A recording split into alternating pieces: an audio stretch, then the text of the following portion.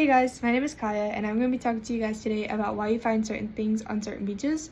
As you can see in front of you, these are all items I have found during my time at USCB, specifically at Hunting Island State Park. You see a few shark teeth here, but it's mostly sand dollars. This isn't even half of my collection that I have, so that should just tell you how many we really have down here. The photo that is now in front of you are items I have found at Edisto Beach within the past few months. You can see an abundance of shark teeth, whale bones, and even parts of sea turtle shells. But why are different things found on beaches so close? Well, this sparked the question of how tides affect beach organisms and what washes onto a beach. And after much research, I have come to a few conclusions.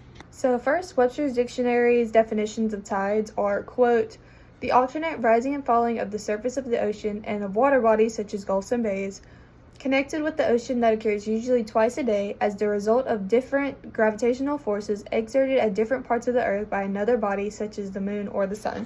So the effects of tides on the ecosystem are absolutely drastic. They affect almost everything for marine life and coastal life, which includes food, shelter, habitat, etc. Various kinds of life can survive in different types of coastal water, and heavy tides are known to bring in more collectibles from the ocean. But location of the beach and strength of the tides is really what affects what is brought to shore.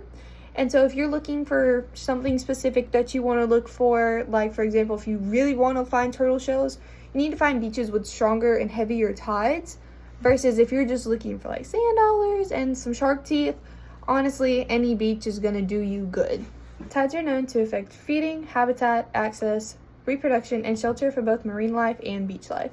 This includes marine animals, and then beach life just kind of includes like crabs and seagulls and things like that. So Just Tides states, beginning quote, tides play a critical role in maintaining the biodiversity of coastal and marine ecosystems. By creating different dynamics with changing water levels and currents, tides allow different species to occupy different ecological niches, which basically means that tides help create biodiversity with the use of habitat creation, species interaction, migration, and reproduction.